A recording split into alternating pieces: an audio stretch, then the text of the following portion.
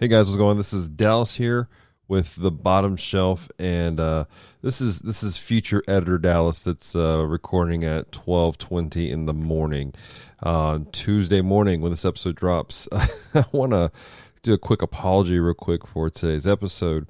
My software that I normally use, which is an old version of Adobe CS6, it crashed. It wouldn't open for me, and so what should have taken me not too long took me many hours because I had to learn how to use a whole new software called Reaper, and so I'm a bit delusional at the moment, and I want to apologize if today's episode is not to the quality and standard. I know that we're always kind of adjusting and growing and changing, but today may be a little rougher than normal. So I just want to apologize to you guys on the front end, but I hope you enjoyed today's episode as we dig into an interesting movie. So let's get into the actual episode. Love you guys.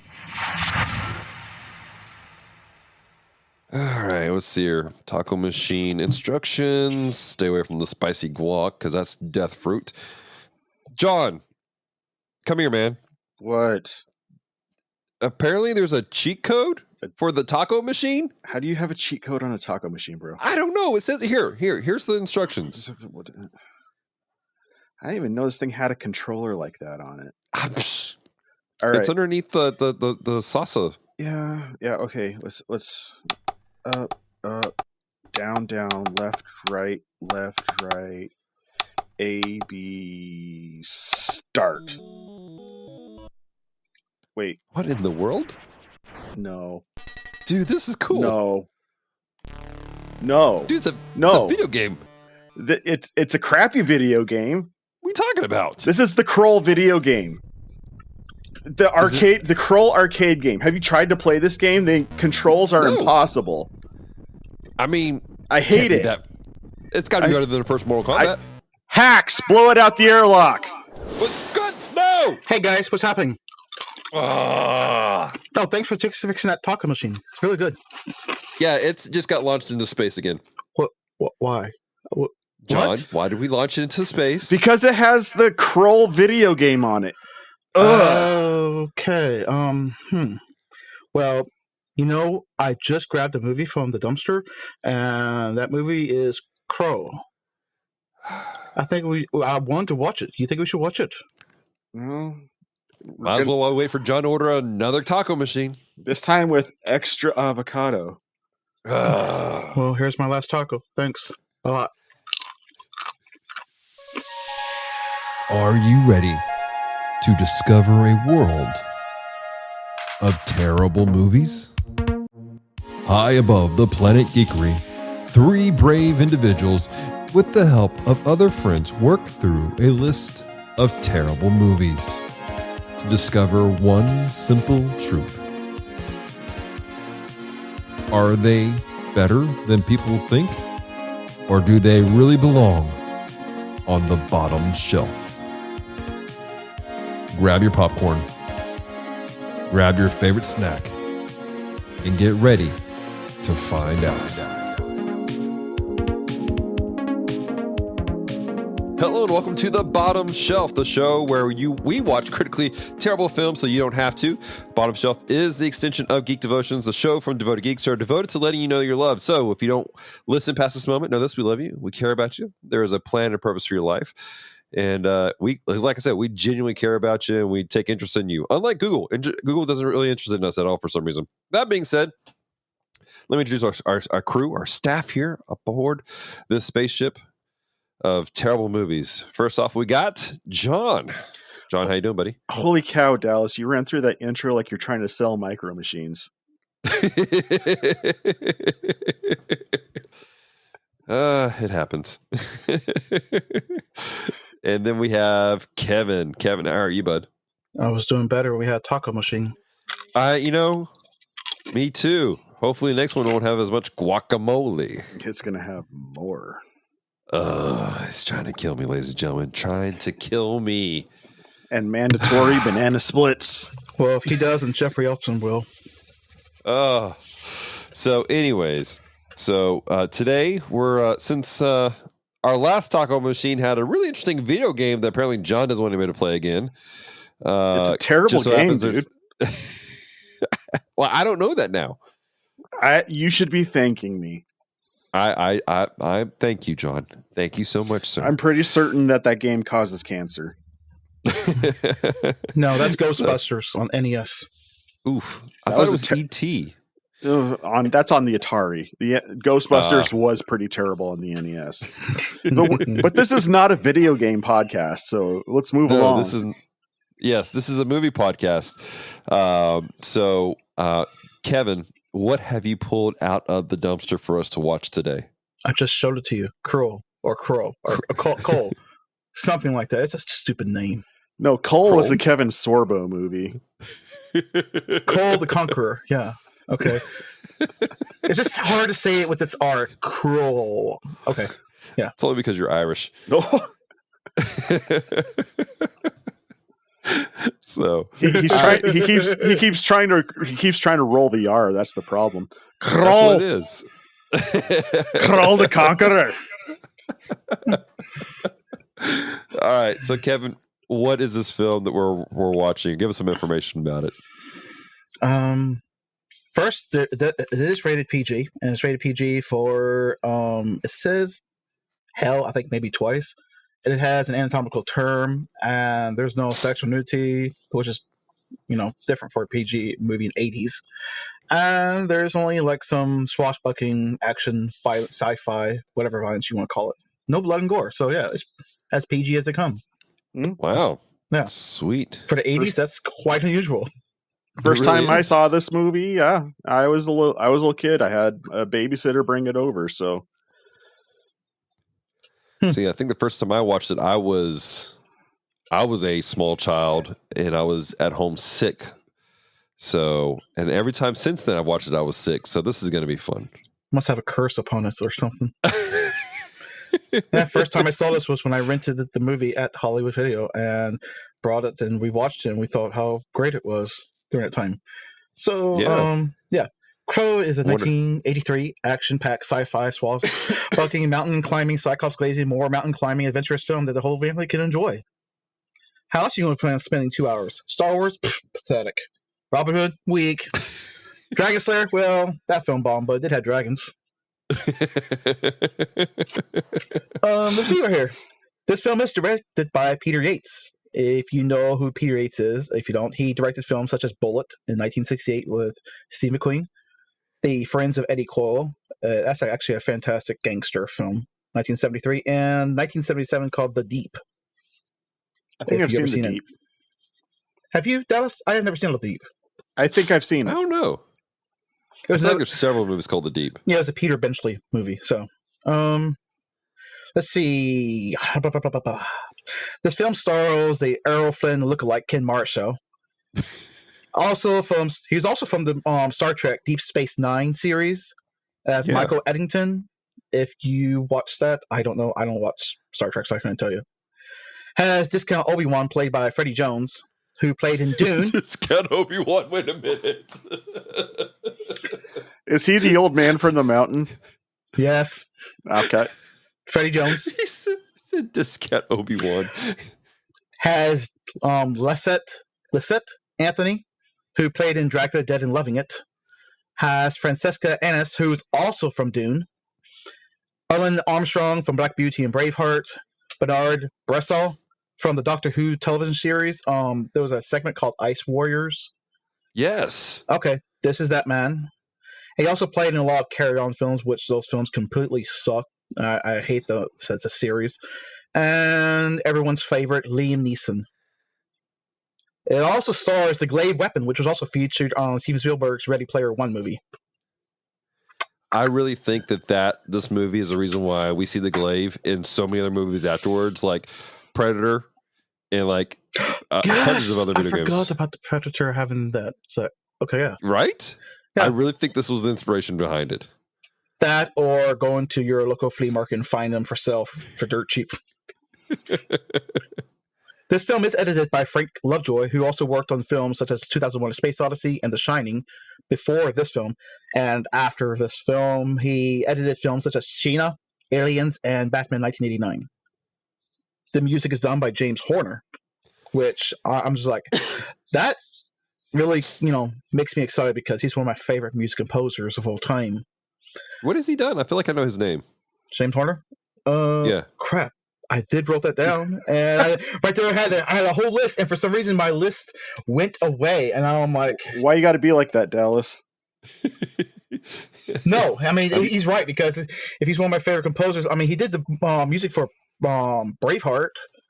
Oh yeah, he did do that. Yeah, that's the one I remember. I know he did the one for Titanic, which I didn't care about, but you heard that theme so much. He did music for Avatar, not the Last Airbender one. The blue monkey people, whatever you call them. There is no Avatar movie. I was about to say the James Cameron film Avatar. That movie was trash too. It wasn't that bad. Okay, whatever. It's okay. It's not trash. You take away the 3D IMAX experience, and you're left with a pretty meh movie. I don't care have about 3D. Live action Ferngully. That's what you have. You're not wrong, sir. Except without Robin Williams, so it's meh. But we're not talking about that. We're talking about Krull. You're the one who never keeps saw talking. Ferngully. You never saw Ferngully? I never saw Ferngully. Did you not eat at Pizza Hut back in the 90s? Yeah, when I read my 12 books and got my card stamped. I miss the 90s. He also really. did the music for Apollo 13, which that's still one of my favorite movies. Really? Yes. So this guy did some big stuff. Yes. Now, for the box office, the budget was $47 million. For Krull? Yeah. The budget was $47 million. Yes. It's a big budget. They just kept going higher and higher. Yes, they kept going higher and higher as they kept making the film. And they filmed a big portion of this at the James Bond studio lot. Okay. There's things I want to say, but we haven't, quote, watched it yet. So I haven't watched it. I'm just reading all these little facts that's on here. So the opening weekend in the United States is $5.5 million. July. That's not good. July 31st, 1983, and the gross for the entire states is $16 million. It got. Oh no! We need a sound effect for when a movie bombs terribly. Wah, wah. I don't know. Maybe the sound effect of John keep throwing away those taco machines outside. Yeet. So yeah, that's what I have for this film. Are there any warning labels on this thing? Who has warning labels? I don't have warning labels. You got to stop putting Kevin on the spot, dude. Yeah, right there. There's some warning labels on it on the side of it. John, can you read? Make them out. They're kind of hard for me to read. Yeah, I got my glasses on. Speaking of which, where are your glasses? You look like all kinds of man sexy when you had your glasses going for a while there. They're not real glasses. They're just blue light glasses. I'm just saying. I want my hetero house husband to look good. Warning. You will remember this movie being better than it actually is. True. Contains sharp objects. Also true. Warning, nostalgia has limits. And just a big stamp on the front that says, warning, it's the 80s. That says quite a bit, actually, that one. It's the 80s. So... Well then. Well, what's everybody's expectations for the film? I don't really have any expectation. I mean, I'm thinking it's still good because last time I saw this was when I was 19, when I last time rented it. Not to date you too much, but like how many years ago was that? Many years ago.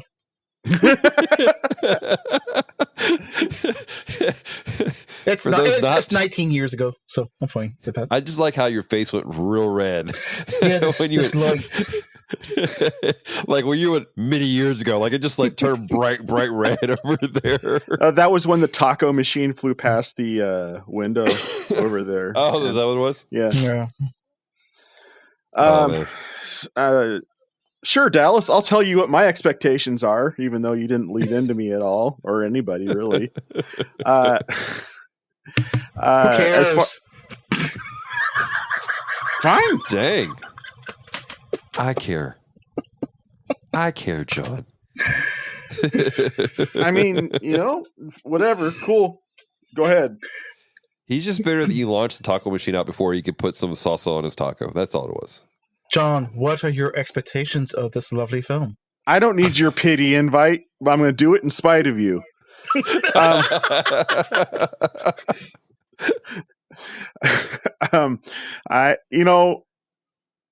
If we would have done this episode a couple years ago, it would have been pretty high. But the Strangers and Aliens crew, they did an episode on this where they watched it, and Evan had never seen it before. He didn't have good things to say about it, and then I was getting mad at Evan about it. And then Ben came back and goes, "Wow, I remember this being a lot better than what it was." And so I'm like, "Y'all are nuts." So I sat down and I watched it, and I'm like, "Oh no!" So I'm walking into this expecting to be let down because I don't to have be let down. Yeah. So right. So like you guys, I remember it fondly as a small child. But I also remember thinking, all right, there are certain movies out there. Excuse me, guys, I'm sick. That's cool. We'll clean the oysters off your microphone later. I appreciate it. There's certain movies out there that I talk to people about, and I'm like, all right, so this is a movie I saw as a child, and people look at me like, that's not a real movie. What are you talking about? One of them is like The Guyver, not McGyver, The Guyver. I try to describe it. People act like I'm on crack when I try to explain this movie to them. They're like, "What is that? That's not." I know that movie. And so I know that movie. My man. My secret in life: I pretend everyone's on crack. So I try to explain this is one of those movies where I try to explain to people like, yeah, the movie has like the throwing star, and he's like moving it with his mind and stuff like that. People are like, "What are you talking about?" It's like there's a Cyclops. They're like, "Is this X-Men?" I was like, "No." And so I, for a while, legitimately thought, did I dream this movie? And then I found it at our local grocery store for like $7. And I bought it just to prove to myself and to others this is a real movie. And I know it's not a good movie. I don't think it's Jetson Out the Airlock worthy, but it's definitely not a top shelf film. But I'm going in with I feel like I'm justified. This is a movie. I did not make this up. When movies sell at grocery stores, does that make them usually give you a sign of is that better or worse? Well, it's a common thing now. Like my several grocery stores, they sell like Venom 2 is for sale. They had the latest Avengers movies was out there, so it's a common thing. Yeah, that's kind of how it is. $7. It could just be old. Hey, I got the Prince of Egypt for $7 on Blu-ray, and that's a different story. Oh my gosh. Well, we've described it. Before we go into the theater, though, let me read the description for people you're still not confused. Like, you hear us talking about this, you hear our expectations, but let me describe the movie to you guys real quick. In the face of total annihilation by the omnipotent beasts, unstoppable hordes of slayers, the young aristocrats of two hostile neighboring nations, the brave Prince Colin and the fair Princess Lissa, are about to come into union and form an alliance against the common enemy. However, the otherworldly adversaries is all-powerful, and before long, a fateful abduction will trigger a desperate quest to the evil entity's grim black fortress, as Cowlin and the handful of mismatched defenders are willing to dice with death to ensure the land's future. In the suicide mission, the magical five-edged weapon known as the glaive is the only chance of survival. Can Princess Cowlin slay the beast? Can Prince Cowlin slay the beast? I'm sorry. Save Lissa and Krull, the small planet in the middle of the vast galaxy? Okay, how about we just pop this sucker in and watch it?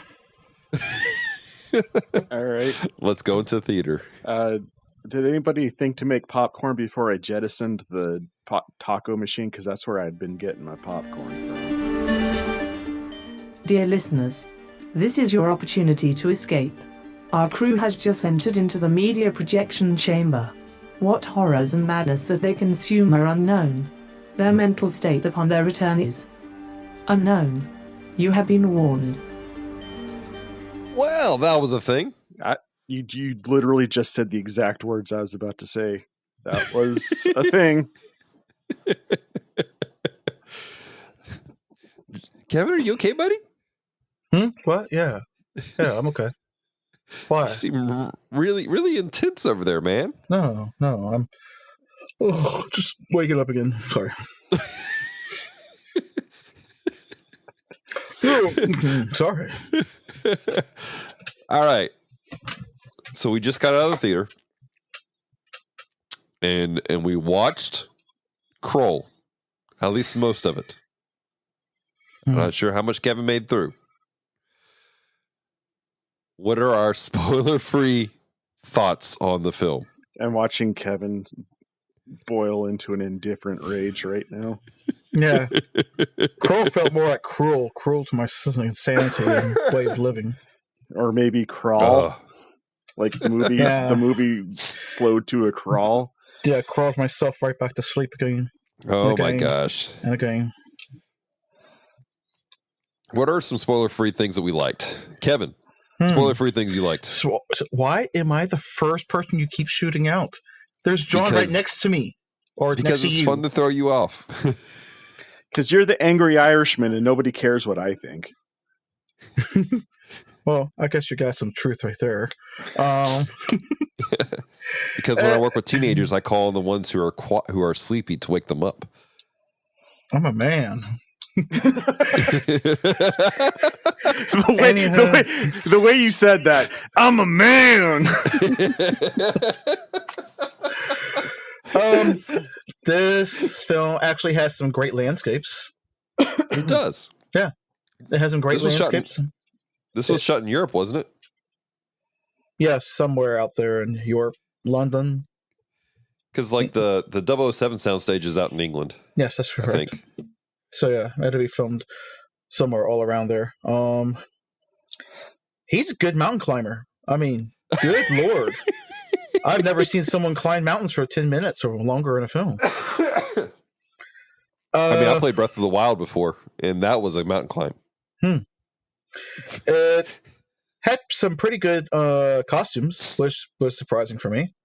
They were interesting costumes. Like I was legitimately surprised by when you go into it's a space thing, but it's a medieval thing. But like they were nice costumes. It didn't feel cheap. It didn't feel like a Roger Corman film, so that's a plus.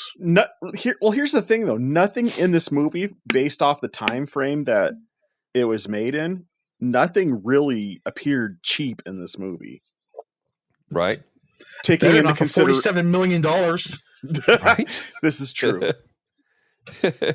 Yeah, you could definitely tell that budget was used to make things look nice. The monsters were an interesting choice. Especially monsters. The monsters, like what are those things that popped out when they shot those things dead, and like a monster or some sort of like a water thing.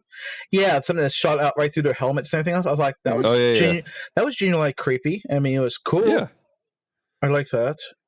Yeah, there's just like there are elements of this film I like, and there are loads of elements I didn't like. I couldn't tell. Kevin, John, what are some things that you enjoyed that are spoiler free? The built sound stages that they made for this movie were fantastic, I thought. Yes. I kept looking at them on some of the sound stages that they had built for this movie, and I'm just like, I miss this. I wish they would build sound stages like this for modern movies. Right. And Ken, what's his face, the 1980s Errol Flynn, as Kevin put it. Ken Marshall. Yeah, he was delightful for me. I enjoyed him very much. He had an infectious smile. Yeah, He's sort of like a bearded Patrick Swayze. Yeah. I hate that, like, out of all the actors, I think he's the only one whose career just really fell flat afterwards. I think he just mostly just stuck with television after this. Yeah. Yeah, I think that's what I was reading. Like, I guess film wasn't his thing, but even for television, he still did that much. Yeah. I mean, this film, I think, didn't do so well for many film careers of people that were just starting off. Well, except for one person in particular. Well, there's actually a few, more than just one, because you got to look at musician James Horner. I mean, the music on this was quite delightful. And I'm gonna say something that's gonna get me in trouble with a few people, but I don't care. I think Mr. Ken should have played Wesley in Princess Bride. Said it, not taking it back. Wow. Really? If you think about it, it just makes sense. Oh, so I need to look down out the windows of the spaceship, make sure there's no cruisers come out to blow us out of the sky anymore. Wow. You made that statement. I said it. I think he could play a decent one. I mean, yeah. What was that? But that first beginning when he actually truly introduced him, he overacted that part a bit too much. Yeah. His character completely reminded me of Wesley from The Princess Bride the entire time I was watching the movie. Which, still they're both based on Errol Flynn's character, so yeah, I can see that. It felt like a Princess Bride. I was describing the movie to somebody at one point, and I said it's kind of like Star Wars meets The Princess Bride, only not as fun. But I mean, seriously though, if you think about the three male leads, I think that he could have played two of them. Yeah. Yeah, I think he could have also done Inigo Montoya really well. I could see that. I really could. That's not a bad take. I'm with you on that one. I like that. Back to the sound stages. The ones that were specifically for the beast's lair and stuff like that, I found them fascinating because they really reminded me. I feel like whoever designed them was really influenced by Salvador Dali. And because are you guys familiar with the art of Salvador Dali? Yes. His art's like that real trippy, like lines everywhere and kind of flowing stuff. Especially that one of the scenes with the princess in the when she's first in there with them. Like it looked like it came right out of a Salvador Dali painting. And I was impressed. Like you, I was impressed with the stage design across the board. Like the swamp, there was a swamp area, the villains areas, like everything was really, really well done. Yeah, that soundstage that you're talking about, that you're saying the beasts, the Black Castle or whatever it was called. It when they were inside it, it more reminded me like when you see someone put a camera down inside like a snail shell. Yeah, and that's totally the whole entire time. I'm like, they're inside a crustacean. This is awesome. That's cool. That's cool. Well, what are some spoiler-free things that we disliked about the film? I can tell you one of mine is that I don't know if it was for you guys, but the dubbing was off in certain areas. Mm-hmm. And I know for a fact that they dubbed over the princess's voice, and I could tell, and it was driving me nuts.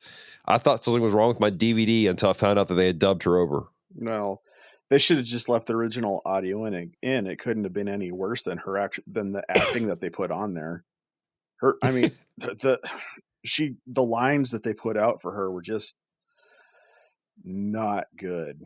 Yeah, and quite frankly, just the one thing that hit me about this movie is it could have dealt with a bit more editing of the dialogue scenes. Say it again for the people in the back of the room. Yes. It felt like it was drawn out for the sake of drawing it out. They wanted to hit the 2-hour marker. It's like they said, okay, we've got this big budget, so we need a big time for this movie. And it's just like, we didn't need 10 minutes of him climbing a mountain in the beginning. We didn't need 10 minutes of them riding the fire mares. Right. Or catching the fire mares. Right. You know, just that constant thing. And like, I know they were trying to build tension when Homeboy was, and I know I'm kind of touching on spoilers here, but I know they were trying to build tension when that guy was on that spider web, but right after a while, it's just like, get on with it's just enough. Yes. That was one of my biggest complaints was they needed to cut the fat. Like they just needed to cut so much more out of it. I personally think that Kevin would be a happier Irishman if they would have trimmed some of that. You know, if it would have came in at a tight 1:30 instead of 2 hours, I think it would have benefited. And the sad thing is, I can really see 30 minutes being chopped out of the film. Like, not 30 minutes of storytelling, just 30 minutes of really essentially B-roll. Mm-hmm. So, yeah, absolutely. Kevin, how about you, man? What are some spoiler-free things that you disliked? I think he's talking to someone right now. I think he's breathing into a paper bag. Can you hear me now? Yeah. Yes. Oh, I guess my button switched off. Huh? So much exposition. I didn't care. I don't need to know the Cyclops black backstory. I don't care. I don't need, the beginning when there's a narration about a man and a woman's going to get married and their child will rule the universe. I never got to see the child. Thank you. Well, pause right there. While you're steaming, let's marinate on that just for a second. There is exposition at the beginning we never plays off at all. That was one of the complaints. We finished the movie, I'm like, wait a minute. And then they repeat the freaking line, like, were you setting up for a sequel? Or what's happening here? Yeah. Why is there no payoff for the first 2 minutes of the movie at all throughout the entire film? I have never seen Dallas rant before. Stop. Because I'm trying to remain calm, and he's like channeling my inner anger, okay? Continue. It was just so ridiculous in the timing. I'm right there watching. I'm like, I don't care about seeing the side of him crawling on a mountain. I also care about this part of him crawling on a mountain. All I gotta see is like the very beginning and the end because I know what happens in the middle. I don't need to see him playing Frogger with the rocks coming down on him. I know what's happening. Okay? I don't even need to see the rocks falling on him. I don't need to see all these little things that meant nothing. Somebody should re-edit that with modern editing software and edit in a CGI Yoda on his back during that scene. Well, I mean, I guess the rock thing did play it out because you were just playing that arcade of Krull and it had the rock leaping scene, right? Don't make me jettison you out the airlock. Ooh, I can escape from this madness of watching these crappy films. Oh my gosh. Yeah. All right. So much stupid, inane, unnecessary scenes that were just so much fillers. Like, if this was played on television, those are the spots that you use for commercials. I think they would just cut most of it out. Yeah. Cut off a good 30 to 40 minutes, and I think this would help this a lot. But sure, one of the things I think that helped it was them consistently, nonstop rewriting the very time when they were filming, and they kept redoing the designs of the interior, and they're like, what are we going to do now? What's going to happen now? I mean, the director, I did not know that. Midway through the film, he took a 3-week vacation to Bahamas because he's like, hey, you guys do what you want to do. I'm done.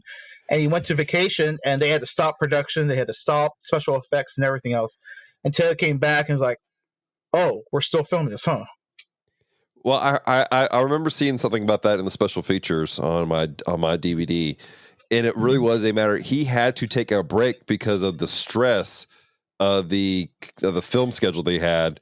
Like the soundstage took 4 months to work on to do filming there straight, 4 months straight filming, and he was having a mental breakdown basically. We had a mental breakdown. We only watched this film for 2 hours. Well, here's a question: do we need to go into the spoiler zone before we do we need to go into the spoiler zone with this podcast? Yeah, there's no way we can really go forward without talking about the movie specifically. So, all right. Well, we're about to go in the spoiler zone, ladies and gentlemen. So if you want to watch this film and find out why Kevin is breathing into a paper bag, hyperventilating with fear and anger over this movie, and you don't want our spoilers for it, then you need to get off the podcast now, or hang out, find out what's going on. Ladies and gentlemen, the spoiler section. All right, and we are in the spoiler section of the podcast, ladies and gentlemen. No holds bar. We're walking through this movie together. All right, Kevin, you want to kick this puppy off? When we open to this film, we see this floating mountain, okay? And it lands somewhere, and I'm going to say Russia. It looks like a good place. Now, I will say this, that opening scene wasn't terrible. I got some like the credits coming back and forth. I got some like some Masters of the Universe and some Superman vibes from that intro. Mm-hmm. It was a pretty cool intro. Yeah. I mean, I liked it. I enjoyed it. And seeing the mountain landing, I was saying, okay, this could be going somewhere. Let's see where it goes. We follow towards these, two kings. And these two people, they're talking about they got to be loved. They got to have love. They have to marry each other for the kingdom to be better. I don't understand why two people's got to get married for a kingdom to get better, but that's a thing, you know? Well, that's a common thing, though. I mean, that's going off of old European stuff, man. I know, but good Lord, that gets old fast, even for that time. Yeah. Even for that time. Even for the 80s. I mean, I know, we're talking about the old times and everything else of old England and everything. But it's just, can you be more original than that? So, they see each other for, let's say, 5 minutes. Oh my God, they are so much in love. They can't separate. Like, you don't even know this person. How do you know? No. The context is that they just met. They'd known each other for a while. They actually chose to marry each other beforehand. They don't make it sound like that. The father was like, I don't want you to do this, and the woman's like, I'm in love with him, Dad. We're doing this before he even shows up. So there's perceived history there. Well, how do you act like they just met each other for the very first time with her dubbed voice? Okay. And they have this supposed to be a wedding ceremony? Were they actually getting married right then there or not? Yes. I think they were getting married. When she had the fire in her hands and didn't melt her skin? Yes, because she's magic. And they're alien. Technically, these are all aliens. Let's remember that. Okay, so are they really supposed to be aliens? I don't know. Yes, this is the planet Krull. It's a planet it's another planet far, far away, a long, long time ago. Only not with space wizards, but with space wizards. Okay. Because they're wizards. I think that the take the fire from the hand part of the ceremony is the you may kiss the bride sort of thing. Yeah, that was like the ending of the ceremony. So instead of exchanging like a ring of fire, they exchanged like a flame of fire in their hands. They exchange superpowers, I guess. Now, I will say this. Well, maybe he should have acquired some superpower or something. Wedding ceremonies are different across different things. There is a tradition in Mexican weddings where you pass change from the priest will drop change into the husband's hands, and it'll go down to the wife's hands below, signifying that what he has goes to her. So, I mean, I've seen stuff similar to that, just not with fire. I've never seen a priest pass out any money. Well, it's because you don't hang out with Mexicans. Come on over, man. We'll hang out, have some tacos. Okay, yeah. That sounds like a fun wedding. I was about to say that's incorrect, but then I remembered. Yeah, you did make tacos when I was there. Yeah. So I tell you what, man, Mexican weddings, they're lit, bro. And then afterwards, you have a big old brisket and fajitas everywhere. It's a party. That part I remembered. I think I went to a Mexican wedding here in Florida after they got married because they said, "Hey, come after they get married because it's like 2 hours long." You sure it wasn't Cuban? No, I'm very sure it was Mexican. I know Cuban been more there south. There are differences. Yeah. There are differences. Yep. So we get this evil army that overcomes the kingdom with stormtroopers and swords with flash lasers and guns that shoots lasers and all kinds of lasers and bright lights. Can we talk about these slayers? Is that We what got they're into a called? I conversation. forgot what they were called. Yeah. They're called Slayers, and I don't know. All right, to me, the Slayers, they look like their costumes were used later for Neverending Story 2 for the little armies, the army of the nothingness. I don't know do either of you remember Neverending Story Part 2? Yes. Yes, it sucked. Okay. Had that cat from Sequest Yeah. that ended up killing himself. Yeah. So you know what I'm talking about, the little army, the army that the nothingness had? Vaguely, yeah. That's what those things reminded me of. I really feel like their suits were taken for that. They were so rigid and so like stiff. Like they were more rigid than Batman's neck in Batman Begins. And like the whole body just went like, how could you not fight these things? And then why is it every time you stabbed them, like you hit their weapons or you stabbed them, red lightning just went everywhere? Like what was happening in that? Sometimes you didn't have to stab them. All you had to throw is like a curtain over their face and they already died. Or throw a chair at them. Here you go, And take this chair! And throws them falls over. And every time they died, they sounded like R2-D2 getting an electric blast. We're What making was this movie that better. noise? That you know what? That makes sense. I was like, I really wish we were making riff tracks sometimes. All right. So, but like those machines the costumes were ridiculous for the Slayers. Like I did not. It was like, to me, it looked like Mysterio. Was that the guy's name I said? Yes. Looked like Mysterio with 3 eyes on his helmet. I can see that. I'm sorry, I don't know who Mysterio is. He's a Spider-Man villain. Oh wait, He wears a fishbowl. yeah. Okay, yeah. I forgot he had he had multiple eyes. Yeah. Did Lady Gaga bought all these costumes out? I think she did. At discount. You're bad. You're bad. We're gonna get so much hate mail from that one comment. Good. Yeah. Stuff happens. That's why I say a lot of this movie. The love of this movie is stuff happens. The Stuff queen, happens. yeah, the queen gets stolen. The father king dies, and the man gets like shot with one laser, which you don't see any like marks on him. I guess until the old man comes to heal him. The discount Obi-Wan, and he comes to heal him, and the boy. I mean, he whines like a boy. He cries and whines. I'm like, oh my goodness, you just turned from a man to a boy in a split second. And yeah, just whines and cries, and his eyes.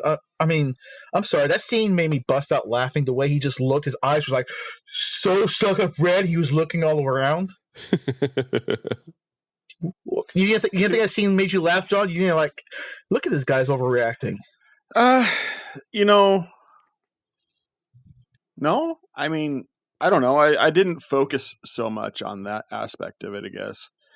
I was more trying to get I had to flush my brain out a little bit from the last time I watched it with Ben's review, so I was trying to watch it with the same open-mindedness that I watched Battlefield Earth with. Oh, okay. So Yeah, it's probably still empty from that time period. Haters gonna hate, Kevin. You know what? You better come up with some more better comebacks than that. It's not a comeback. It's just a statement of fact, bro. Haters are gonna hate, and I'm gonna continue to enjoy my life. So You can enjoy your life. You can enjoy your life all the way there in Washington, Spokane or Spoken something. With Battlefield Earth and John Travolta. How's that Blu-ray, by the way? Yeah. I haven't actually sat down to watch it yet. Yeah, because he hates it that much. He's just trying to convince himself otherwise. For those of you who don't know, about 3 episodes back, we reviewed Battlefield Earth, and John dropped a bombshell revelation on us that I gave it a middle shelf. He gave it a middle shelf. I gave it a middle finger. That you did. I remember. I just said get rid of it. But when Kevin described the plot as stuff happens, I will agree with that. But it was the standard. the standard for the 1980s sword and sorcery movies of the time, where the script is written by. Basically, you can tell that how the script was written was by the pitch that they gave the studio heads when they were pitching the movie, when they just had an idea, and they'd be like, okay, so what's the movie about? It's about a guy who's going to marry a girl, and there's these aliens, and they abduct the girl. And they're like, oh yeah, and he's like, yeah, and there's a magical weapon that he has to go on a journey to get to defeat the evil alien leader. And then what happens? And they have to go to a mystical seer that nobody has ever been able to find, but he's going to be helped out by this guy that is a stranger. Oh, wow, that sounds interesting. Then what happens? Then the seer dies, and you know what they did? Someone who wrote this had a magic 8-ball, and they asked a question. They shook it like, yes or no. Should I go with this? No, okay, shake it again. There you go. Yeah. I mean, the quest in and of itself was completely like off the cuff, like fly by the seat of your pants. It's just like, we'll go to this guy, and then there's a spider web for some reason. And it just so happens that this one guy that's in the group used to do the nasty with the chick in the middle of the spider web. And she killed their baby, but he still loves her. And oh, okay. I was trying to understand, like, what are you talking about? I was okay, now I'll put the words together. You described the movie pretty good, actually. Yeah. Like that really is the quickest description of the movie. Yeah, it's like you get a picture of everything that took place. Yeah, and then the guy has to make it back to has to hold all this sand before he makes it back to the people, and then he dies after he tells them where the castle's going to end up. So they have to go find horses that run so fast they set the ground on fire, and then they're in their castle. They kill the bad guy in the end. See. You did it faster than 2 hours, and you was able to explain it and sound much more entertaining than that. That's a podcast, ladies and gentlemen. No, our final rating is... The whole point of what I'm saying is that the plot line, from somebody who has to manage plot lines, the plot line in this movie was a jumbled mess. Mm-hmm. I mean, there was no direct course that they took. The characters had no idea what they were doing until they were doing it, and I get the feeling that the writers were in the same boat. Yeah. Now, for context for those listening, John is a seasoned DM, Dungeon Master for Dungeons and Dragons, and so he does this. You do this a lot. You create storylines, you manage storylines all the way through. At what point in the film did you really feel like it was like, okay, yeah, they have no idea what they're doing? Like this feels like they're making it up as they go. The spider web and spider web, the spider web, and the Deus Ex Machina that they used. It just so happens that this one guy is the guy who knows the lady in the center of the web.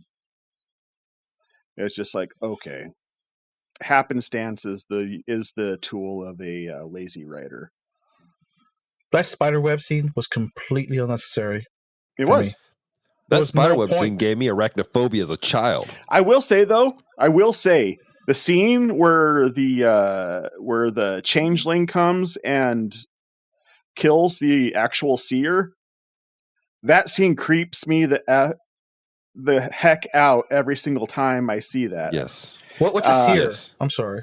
That was the old dude who never opened his eyes, except for when okay. See, I didn't even know what the name was. I just like old man that's blind. He said, "I see." And then when the changeling comes and he opens his eyes and his eyes are all black, it's just like, okay, that was cool. I like that. Yeah, cool but creepy. Yeah, I think that we're all in agreement though. Like graphically, this was a really good movie for the 80s. I mean, which it should have been for the amount of money went into it. It was a good looking movie, but I mean, there were some problems with the writing and some of the acting. I still say Princess Buttercup couldn't act her way out of a paper bag in this movie. Well, what? I mean, I think the biggest part that was supposed to like show for everything, because it's on the poster, it's in the trailer, it's everything. It's that starfish knife that he gets in the lava. Yeah, the glaive. It was like he just went there, looked down. Oh, there it is. Reaches into the lava. Oh, grabs it out. Oh, let me talk about the glaive for a second. Let's talk about the glaive. Please do.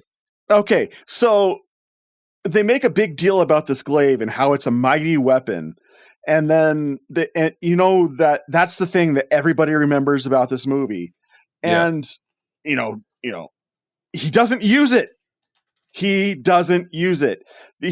All he uses it for is to cut a hole in a wall. And do the original cut, the original blow to the beast. Yeah, and even then, it didn't do anything special to the beast. It was still alive. It wasn't until his girlfriend turned him into a flamethrower that he could actually do any damage. Mm-hmm. The power of a wedding night can overcome anything. Hey, that's what that's the whole concept of this thing is. Like, he won't do anything until he's like, oh man, I can't wait for this. And he's like, now I'm going to start doing something. It's like, dude, you have people who are just risking their lives for you. You don't use the weapon for not one single freaking moment. And that one old man who was kind of pretty useless because he was trying to train, he's like, no, you use it when you're ready, when the magic comes or when the time is comes. Like, train him now. Well, and you think about that scene where they get ambushed when the Cyclops finally joins up with them, that big old fight. How awesome, how much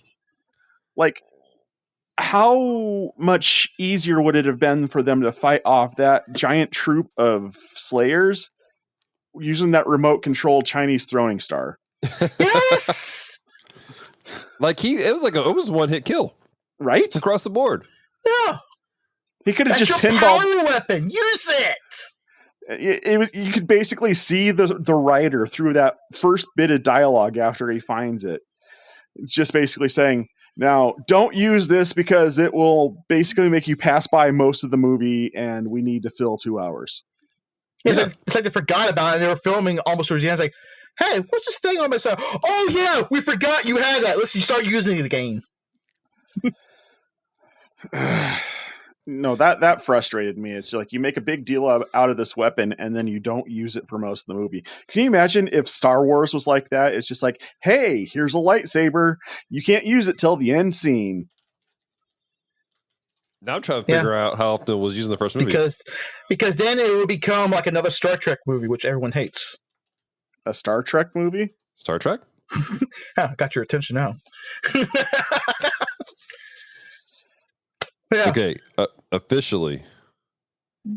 First time we see a lightsaber in the 7th minutes of the film. Obi-Wan jumps out of a ship, destroys some androids. Anakin. Oh, that's the first Star Wars movie. I'm trying to find out how often that had more lightsaber, more better than what this thing had with the stupid starfish thing. Right. Anyways, my issue with the glaive was like he acts like this is a dangerous feat to go get this glaive. He walks up there and he's like, "Oh, there it is," and he puts his hand in the molten lava, which was really nothing more than maybe Jello. I don't know. And he pulls it out. And he's like, "Hey, look at this!" It was no big ordeal whatsoever. It was vegetable glycerin with a light source underneath. Is basically what it was. Man, but they made a big ordeal about him just even getting it out of this lava, and there was nothing to it. There was no I was thinking maybe there's gonna be some trial, some mental strain, or something was gonna speak to him. Nothing. An old goat man named Tim at the top asking him 3 questions. Something. Yeah. What is your name? Something. I'm glad you understood what I was saying there, Dallas. I thought that joke fell on deaf ears for a moment. Why would it fall on deaf ears? What is your favorite color? What is the average airspeed of an unladen swallow? What? I don't know that. Francisco will love this podcast. We should join him on this. That is not a bottom shelf film. If you talk to Francisco will agree it's not a bottom shelf film because it's not a film. That's what he says. Yeah, and he's not a reviewer because I don't see him on any of the Rotten Tomatoes or anything else. So yeah. Oh my gosh. And we, after that whole thing, what was it? He talked to the old man. They said something. They did stuff. I already did this job for you already. Yeah, I know. I'm just trying to think of everything that happened. The comic relief guy was not funny. I feel like you're trying to fill out the 2 hours for this movie, bro. Yeah, why not? To be fair, our last podcast was longer than the movie we reviewed. Yeah. Was it? Yes. Or just as long? Huh. I'm just So- trying to, be entertaining and talk about every little idle, stupid thing we hate or I hate. Unlike this movie. Yeah. Well, I think we've sucked the marrow from the bones of this movie. It wasn't a deep movie. There wasn't a whole lot that you can trench out of it. I mean, it basically was a popcorn cruncher, and that was about the extent of it. Did any of the group of men stuck out to you? Like anything? Like, or they're just like all throwaway characters to you? Even Liam Neeson's character was a throwaway character. Yeah, he was. Which is weird because we all, like, when you talk about this movie, people go, oh, Liam Neeson. But he's in it for he has 6 words, he says. Well, this is before he was anybody. Yeah, that is true. But why does he stick out in our minds? That's my problem. Because he's somebody now. Yeah. Somebody that speaks with a monotone voice and could do anything. He's got a certain set of skills. Yeah, exactly. What was with the guy with the shackles? He was the leader of the. Yeah, I mean, I liked him, but He was the leader of the pack. And What was it that they were all escaped prisoners. okay. I'm just trying to remember, what was the escaped prisoners from? Because They never Prison. said. they never said, which is fine. I'm okay with that. But he really had a fetish with those shackles. Like, no one's going to remove my shackles. I'm like, he gave the key at the end. He's like, no, I still want these shackles. Like, okay, man. No, that's not how that went. He basically said, you can remove these shackles if we succeed at this quest. And they Yeah, succeed. it was an honor thing. They succeed, and he still didn't want the shackles removed. I feel like you slept through more of this movie than you like to admit. Did he remove the shackles at the end? Yes. No. He did. He handed him the key. He gave him the key, but he still didn't remove it. He's like, I'm just going to keep this as a moment, something to hold on to. He did not remove it. He didn't. But he did. No. He did. But King Wesley decided that he was going to make the prisoner guy the head, whatever. Lord Marshal. The Lord Marshal, sure. Did you have a favorite scene in this film? Just the one that sticks in my memory, which is him throwing the dagger and him going Finally, at the end, when he finally throws waving his hand. He's using the Force. Yeah. Yeah, using force, using the force to cut it. Like, that was the best part for me. By the way, I 'Cause timed it when he used it 1 hour and 40 minutes into the film.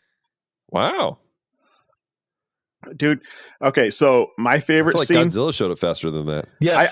I have two scenes in this movie that stick out for me, for different reasons. One was the creepy replicant seer scene that we just talked about. Yes, Were those things bust up? Oh, no. Okay, the seer. Sorry, seer. I can't remember these stupid things' names. And the second one was when they were when I was a kid, for whatever reason, this scene stuck with me for my whole life. It was when they were writing the fire mares. And I was just the fire going behind them, and they were moving fast. So much so for our listeners who listen to our other podcasts, I actually lifted this idea for something that happens in Playing Games with Strangers. There is a gnome taxi driver who drives a horse-drawn carriage with a fire mare. nice, nicely done. Interesting fact about the fire mares: those were Clydesdales, and they had to really work to train the Clydesdales to be able to be okay with people being on top of them, because they don't use Clydesdale to carry people. Nope. Clydesdales are the Using Great the Danes of horses. Usually having to have people they're pulling behind. Mm-hmm. I had issues with that whole scene though. Like, if these things could run so fast, why were they so easily caught? Because the script said to. Like, and they can fly. Like what is happening here? Oh my gosh, are the fire mares the ponytaws? Dallas, The have guy you who created ever seen Pokemon? have you ever seen The an guy who elephant created fly? Pokemon? I mean, with a feather from a crow, but but for real, like, did the guy who created Pokemon lift the idea of of Ponyta from these things? I don't know anything about Pokemon. I don't watch that by principle. Pokemon is just fantasy dogfighting. That's okay. I was thinking of rooster fighting, but yeah, we can go dog fighting. Look, I like Pokemon. All right, get off me. Okay, Michael Vick. So Red and blue anyway, for life. Pokemon, Digimon, something Mon, they're all something like. All right, so let's go ahead and let's get down to these ratings. Well, here. don't ask me about my favorite scene. No one cares about What's your favorite scene. Exactly, no one cares. I care, Kevin. What's your favorite scene? Because you're good enough, you're smart enough, and doggone it, people like you. They do. Yeah. That's why I have a couple mirrors around my house. I just look at it as like, yes, one good looking fella. I love it. Someone knew the Stuart Smalley reference. I do that all the time, and people just look at me like, what? One of my favorite scenes was, there were unnecessary scenes, but I liked them because they had great visual. That swamp scene that was happening with the mirror, I liked that scene. Unnecessary, but it was still nice to look at and the things that happened around it. Mm-hmm. The spider scene, I think it had no reason to have in it, but I liked it because it was just a cool looking scene. Things that happened. Did that remind you of a Ray Harryhausen movie when the spider came out? There's two things it reminded me of. It reminded me of the Ewok film that happened with the spider, the first one, and the Ray Harryhausen film, because they were looking at doing stop motion and they were looking at Ray Harryhausen, but he already, I think, retired from Clash of the Titans when he did that one. A lot of this film felt like Clash of the Titans, though. Like there's a lot of the that special too, effects. Yeah. There were a lot of like when they were doing they were with the seer and he was bringing up the visions of the castle. Like that was like, man, this is like Clash of the Titans level stuff. This film is a whole lot of films just bashed together, which a lot of films are, and it's not bad. But when you make it so freaking apparent, you're kind of like, okay, this is a little way too close, right, for it. Any more cinematic homages in it, it would have had to have been directed by Quentin Tarantino. Yeah, sure. But yeah, all right. Go ahead. Yeah. All right.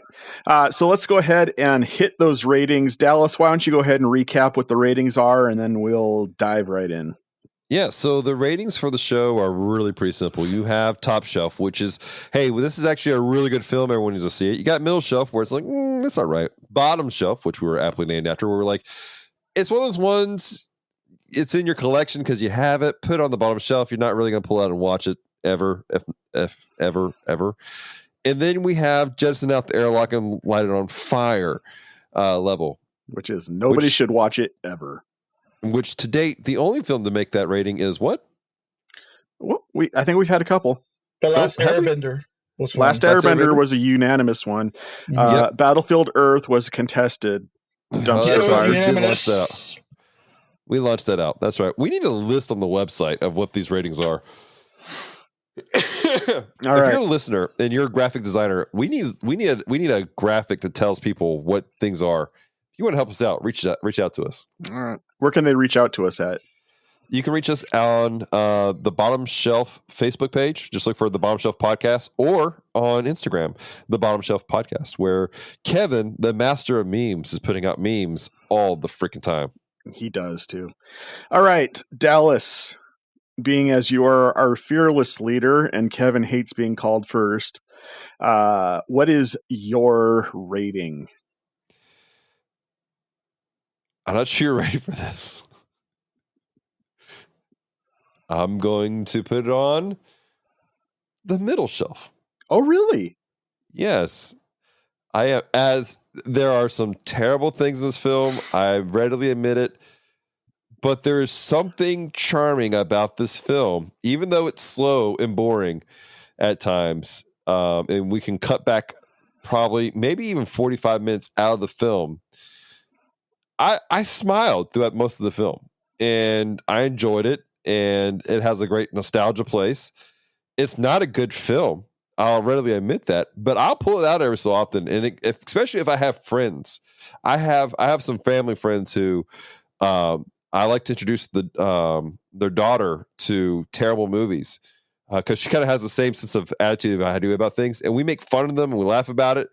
And so I think it's a good get family together and just be stupid together film. So I'll put it on the middle shelf. All right. Kevin.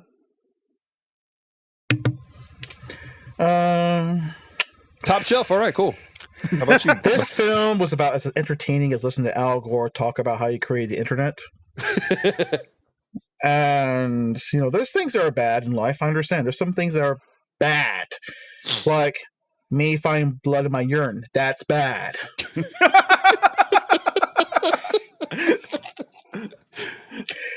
This is not that bad. It's not. I'm not going to throw it on the fire.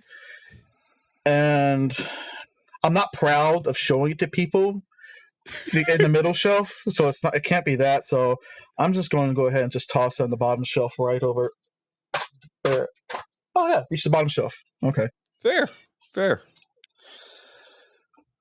Okay, so don't I will freaking tell me something else that I'm about to hear.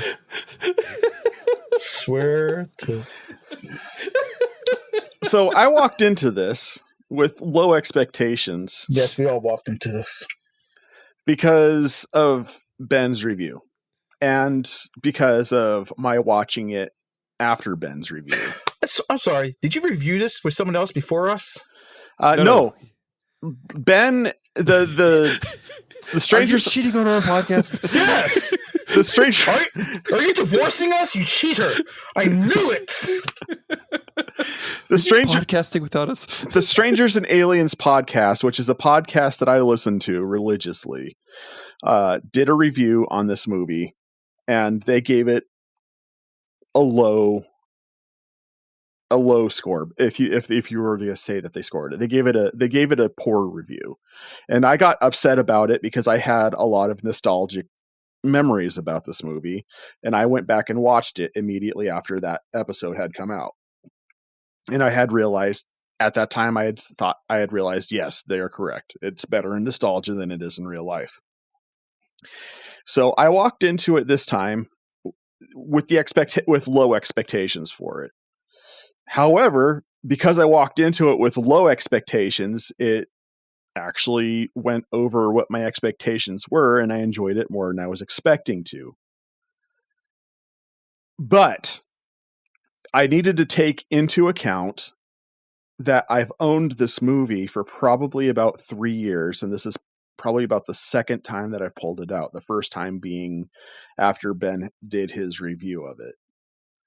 Am I entertained by this movie? Yes, but the absolute facts, if you just look at it from the perspective of I own it and I don't pull it out unless I have to, I wanted to give this a middle shelf when we started this episode. But the more I thought about the simple facts, and if I take a step back from the emotional and nostalgic ties I have to this movie, and I look at the fact that I only pull this movie out when I need to, not because I specifically would want to watch it, I got to put it on the bottom shelf. That's fair. So I'm not going to contest that. Wait. Is John agreeing with me on something? Are you actually agreeing with me on something here? When do you ever agree with me on anything?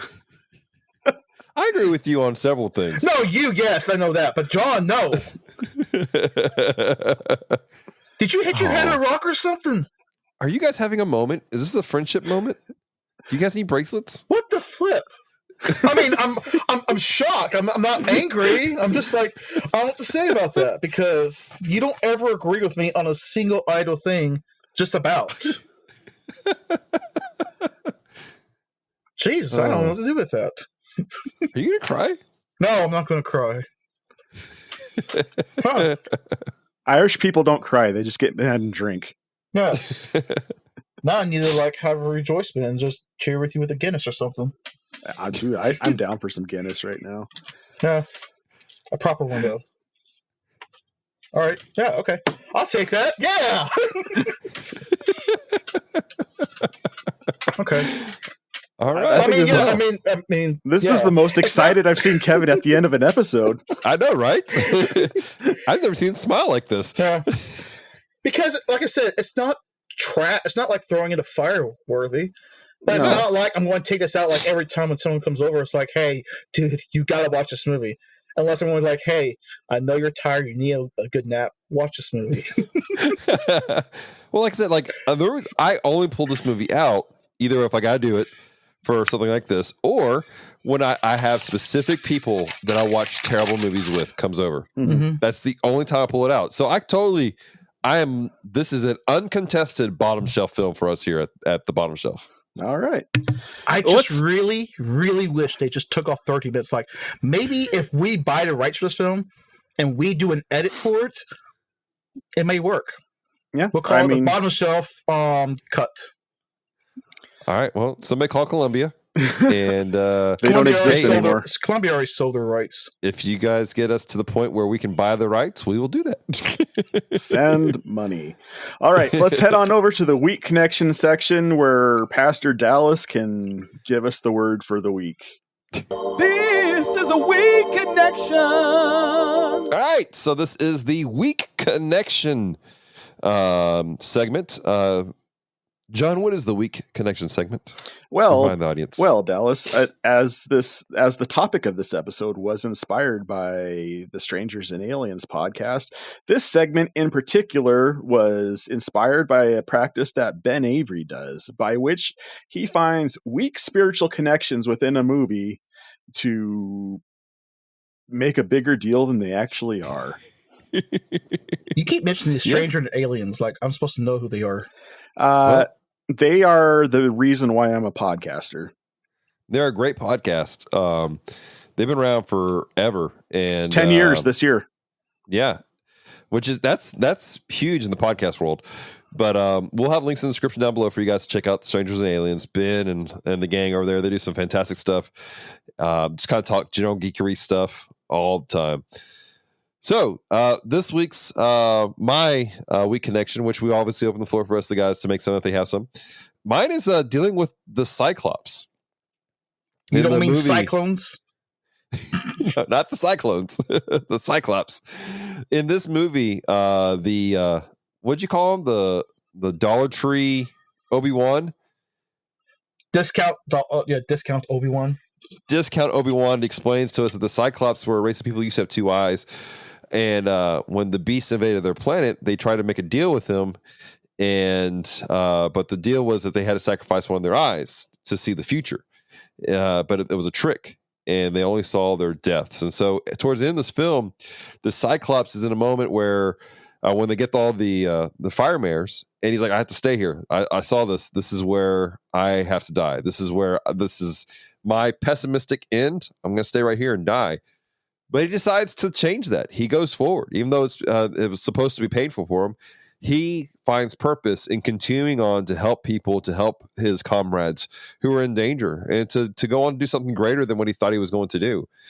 And I found that encouraging and inspiring, actually, in the midst of the film, because I have been in places where I felt kind of fatalistic. I'm like, well, this is my lot in life. This is what I have. And I know that perhaps there are some of our listeners who found yourself in that situation. You're like, well, this is just my lot. I was just raised this way. I was just, this is the way my family is, and this is who I will be. But you don't have to be. You don't have to live in a place of depression and fear and doubt. You can go on to do great things. It may be painful, and it may rock the boat of what you've been told you can and can't do. But you can move forward and do great things and help other people and become better yourself. And so my encouragement for you guys is be the Cyclops, and don't just be fatalistic and die in a moment, but move forward and find new meaning. So that's my week connection. Kevin, you got something, bro? I slept through this movie as much as I slept through a mass, so I couldn't give you a weak connection there. Okay. How about you, John? I'm tempted. I am very tempted to put throw out some garbage about the glaive being representative of the fivefold ministry and how the fivefold ministry, when used correctly in its appropriate time, can overcome the beast. But that's a stretch. So I'll just leave it as no. I don't have anything. That's all right. I'm editing the podcast. I'll put that in there. I'll put some sound effects in there, make it sound more impactful. Honestly, I wouldn't have really thought about the fivefold ministry aspect of it if I hadn't listened to the midweek move yesterday. Oh, hey, cool. That's another podcast that I'm part of. I'm glad you enjoyed that. All right, guys. Well, that is the episode for you guys. Krull. And I hope you guys enjoyed it. Want to hear your thoughts? Let us know. Reach out to us on our social media, Facebook and Instagram. Just look for the Bottom Shelf Podcast. And don't forget, do us a favor and share out the links to these episodes. I know that it's difficult. I know that Google doesn't like us here at the Bottom Shelf. And that's okay. Google, if you're listening, we love you anyways. And even though we are fated not to be on Google, we're going to charge for like the Cyclops, and we won't stop podcasting and sharing our podcast out. But we need you, amazing listeners, to be like the Cyclops and help us to journey out and share this podcast with other people. So, but we want to hear from you guys. Our next film coming up is it's going to be an interesting one. What is our next film, guys? Venom. I'm excited. I think this is the newest movie we've ever done. Mm-hmm. I'm excited. I've been wanting to see it.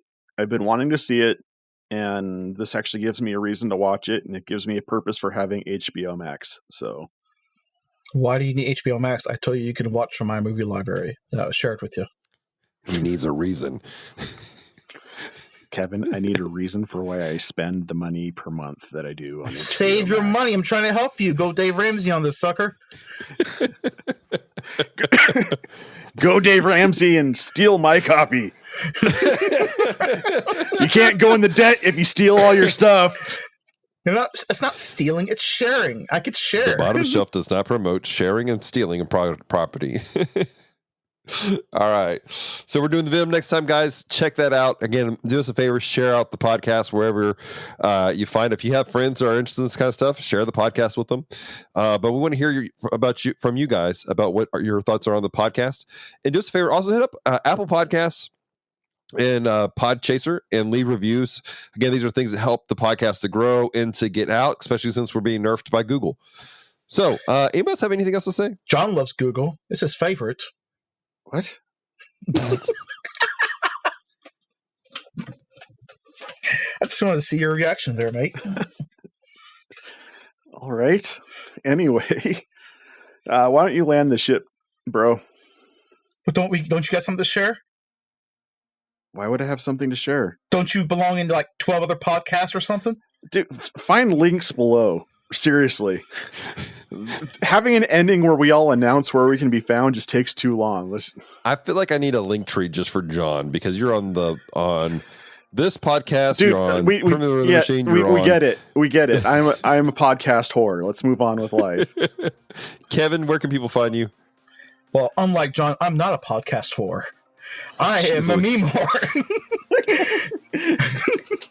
I am on Instagram. I am on Facebook. I'm on YouTube as the Zapper Man. And usually you see me dressed very nicely. Usually. And sometimes I'm also on this podcast that you're listening to right now. And if I'm extra nice, I'll throw out some content on Geek Devotions. True story. So, which is where you can find me and all kinds of other content that the Bottom Shelf is connected to, which is geekdevotions.com. Our main ministry comes out of YouTube, where we put out a devotion every Friday based around geek culture, and we use it to let people know the love and they're cared for. So, like I said in the front of the podcast, hey, we love you. We care about you. There is a plan and a purpose for your life. Don't give up. And we have tacos. Be like the Cyclops. And we have tacos. Not anymore, we don't. Well, that was my last taco, so thank you for that. All right, everybody.